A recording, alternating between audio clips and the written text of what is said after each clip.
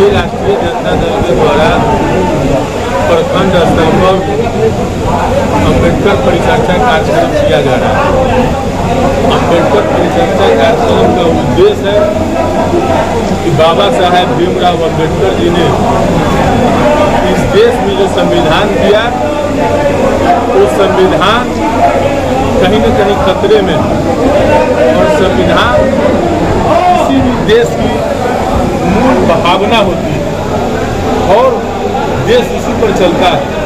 लेकिन जिस तरीके से संवैधानिक ढांचा जितने भी इस देश में है, तो संवैधानिक ढांचा को खत्म किया जा रहा है, उसका दुरुपयोग किया जा रहा है, जो वर्तमान परिस्थिति में आने वाले भविष्य में देश के लिए बड़ी घातक साबित हो सकता है। इन सब तमाम चीज़ों को देखते हुए बाबा साहेब भीमराव जी अम्बेडकर जी का संविधान बचा रहे, देश में समानता रहे, सभी समाज सभी धर्मों का बराबर का हक और हिस्सेदारी बना रहे, इसी संदर्भ में जो है यह अम्बेडकर परिचर्चा राष्ट्रीय जनता दल के द्वारा की जा रही है। चूँकि इन तमाम मुद्दों को जन जन तक ले जाने का एक प्रयास है पार्टी के द्वारा। जितने बोलने और समझने, जितने बोलने की अभिव्यक्ति जो हमारे संविधान में है, वो अभी कुछ लगाया जा रहा है, उसको कुछ बताएंगे आप? यही चीज़ तो हमने आपको बोला कि संवैधानिक ढांचा और व्यक्ति की अभिव्यक्ति की आज़ादी पर भी कहा करके हमला हो रहा है। इसलिए इन सब तमाम चीज़ों से कहीं न कहीं भारतीय संविधान को नुकसान हो रहा है, देश को खतरा है आने वाले समय में। इसलिए जो है सो कि अम्बेडकर परिचर्चा के माध्यम से हम लोग समाज को, राष्ट्रीय जनता दल जो है समाज को बीच में ले जाने का काम कर रहा है। अंतिम प्रश्न, क्या अभी जो स्थिति है देश की, प्रदेश की, उसमें आम लोग और चौथा खंभा खतरे में है, इस पर कुछ कहेंगे? आज बहुत विकट परिस्थिति है। पहली बार देश आज़ादी के बाद सर्वोच्च न्यायालय के भी न्यायाधीशों ने यह बात उठाने का काम किया कि देश की न्यायपालिका खतरे में है, जो गंभीर विषय है।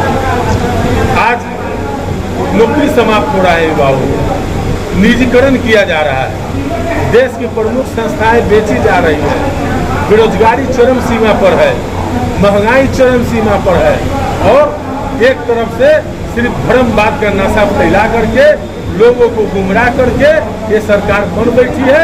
यही सी बात को हम लोग जो है से कि समाज के बीच में जा करके इनके चेहरे को हम लोग बेनकाब करने का काम करते हैं। अभी सर, अभी आप प्रखंड स्तरीय बात कर रहे हैं, और जैसा आपने बोला कि पंचायत में जा करके हम लोग बात को रखेंगे, इस पर आप क्या कहना चाह रहे हैं? राष्ट्रीय जनता दल पहले जिला स्तर पर कार्यक्रम लगाने का काम किया, उसके बाद अनुमंडल स्तर पर अम्बेडकर परिचर्चा की गई, अभी प्रखंड स्तर पर हो रही है। आने वाले समय में पंचायत स्तर पर भी अम्बेडकर परिचर्चा के माध्यम से देश की बिगड़ी हुई हालात के बारे में लोगों तक पहुँचाने का काम करेंगे। सर, जातीय जनगणना रोक लगा, इस पर क्या कहना चाहिए? देखिए, जब तक किसी बीमारी का पता नहीं चलेगा तब तक उसका इलाज संभव नहीं। किसको कौन बीमारी, उसको कौन दवा चाहिए, कौन एंटीबायोटिक किस मरीज को देना चाहिए, इसका जानकारी होना सरकार के लिए भी जरूरी है। सरकार को समझ में आ जाएगी कि अमुक जाति संप्रदाय के लोगों की भागीदारी इतना है और इनकी आर्थिक स्थिति इस स्थिति में है। जब वह सर्वे कर लेंगे तब उसी हिसाब से उनके फलाहल के लिए, उनके विकास के लिए योजना बनाने का काम करेंगे। तो हम लोग के महागठबंधन के नेता, बिहार के लोकप्रिय मुख्यमंत्री श्री नीतीश कुमार जी और उप मुख्यमंत्री श्री तेजस्वी प्रसाद यादव जी ने यह मांग उठाया और देश के प्रधानमंत्री से भी जाकर के मिल करके पूरे देश में जो है जाति जनगणना की बात कही थी। लेकिन इससे देश के प्रधानमंत्री जी पीछे हट गए, तो हम लोग के माननीय मुख्यमंत्री श्री प्रसाद यादव जी और मुख्यमंत्री श्री नीतीश कुमार जी ने फैसला लिया सर्वसम्मति से कि बिहार में हम जनगणना कराने का काम करेंगे। लेकिन ये एनडीए की सरकार, ये भाजपा के लोगों ने क्या कहते हैं कि इसको चुनौती देने का काम किया और पिछले दरबारे से कोर्ट में जाने का काम किया। ये लोग नहीं चाहते हैं दलित पिछड़ों की आबादी सामने आए, नहीं तो हमारा हक अधिकार छीना जाएगा। ये लोग डरते हैं, लेकिन महागठबंधन की सरकार अडिग है और हम लोग निश्चित तौर पर जातीय जनगणना कराने का काम करेंगे। सर, जिस तरह से अभी उन्होंने बताया था, बोला था कि मनुस्मृति हमें गुलाम बनाती है और संविधान हमें आज़ादी दिलाती है, तो इस पर किस तरह से आप इसे हमें इससे स्पष्ट किस तरह से कीजिएगा आप? देखिए, संविधान जी, देश का संविधान हमारा दुनिया में सबसे खूबसूरत संविधान है और लोकतंत्र में इतनी समानता है कि रानी के कोख से जन्मा बच्चा चाहे मेहतरानी के कोख से जन्मा बच्चा हो, समान अधिकार है, उसको एक ही वोट देने का अधिकार है। ये खूबसूरती बाबा साहब भीमराव अम्बेडकर के संविधान ने देने का काम किया है। अगर इस पर हमला होगा तो बाबा साहब के अरमान को जो अधूरा रह गया है उसको राष्ट्रीय जनता दल ही पूरा करेगा। चलिए, बहुत बहुत धन्यवाद। विचारधारा से है। अम्बेडकर पे परिचर्चा जो हुआ है, इस पर आपका क्या राय है? आप क्या कहना चाहते हैं?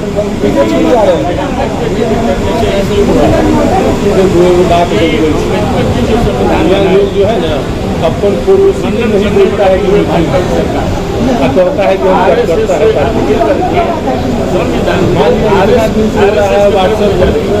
खबर है आपका पंचायत के कोई तमाम लोगों को जागृति करके सारे बात को बताना जरूरी है कि भाजपा जो है आरएसएस की तरफ ले जा करके संविधान को खंडित करना चाहते हैं, इसलिए हम नहीं कर रहे। अब आप आगे जिस तरह से प्रखंड में काम किए हैं, मालवन प्रखंड में, और आगे किस तरह से इसको और आगे बढ़ाना है इस बात को? हमारी 8 प्रखंड मिला है। इसी तरह से बिहार के जितने जैसे हम लोगों को राज्य में 98 राज्य हम लोगों ने उस पर हम लोग मंथन किया, तो सारे हमारे तेजस्वी थे और राष्ट्रीय जनता दल के राजकीय अध्यक्ष सारे लोगों ने निष्कर्ष निकाला। उस निष्कर्ष को लेकर सिलेक्टेड हुआ कि कितने आदमी, 2 आदमी कहाँ जाएगा। यहाँ 3 आदमी का प्रभार मिला, हमारे अंदर और है। इसी तरह से पूरे बिहार में जितने प्रखंड है, सब प्रखंडों में जितने माननीय नेता हैं, विधायक हैं, माननीय उपाध्यक्ष हैं, माननीय सचिव है, महासचिव हैं, लोगों को जिम्मेवारी दी गई कि आप वहाँ जा करके जो हो रहा है देश में इस बात सतर्क हो जाए। आरजेडी जो है किसी भी इस काम को कर्नाटक में आपकी पार्टी, कर्नाटक में आपकी सहयोगी पार्टी सरकार बनाई है, इसको क्या कहना चाहेंगे? अरे भैया, हम तो बिहार से भी खत्म हुए, कर्नाटक दूसरा हो गया, इनका सफाया हो जाएगा पूरे बिहार से, पूरे देश से। सब लोग, कोई नहीं जा रहा है, उसका जुमला तो आपको जान रहे हैं। आप लोगों को भी गाड़ी होगा, पेट्रोल का क्या स्थिति है? आप लोग घर में गैस चलता है ना, गैस का क्या स्थिति है, दाल का क्या स्थिति है, कड़ुआ तेल की क्या स्थिति है, आप सब हो गए हैं। इसलिए आप लोगों से रिक्वेस्ट है कि इस तरह की बात को उजागर करें। आप लोगों का भी हक बनता है, आप ही देश का नागरिक है, आप ही वोट देते हैं, आप ही संविधान के तहत आपको भी काम करना है। इसलिए जो अत्याचार सरकार कर रही है, और इतना ही नहीं, देश के जो हमारे जो प्रमुख चीज है जैसे रेलवे है, उसको भी बेच रही है, जहाज को बेच दिया, आपको उन्होंने LIC को भी बेच दिया, क्या क्या बेच रही है, अडानी को मालूमाल कर दिया।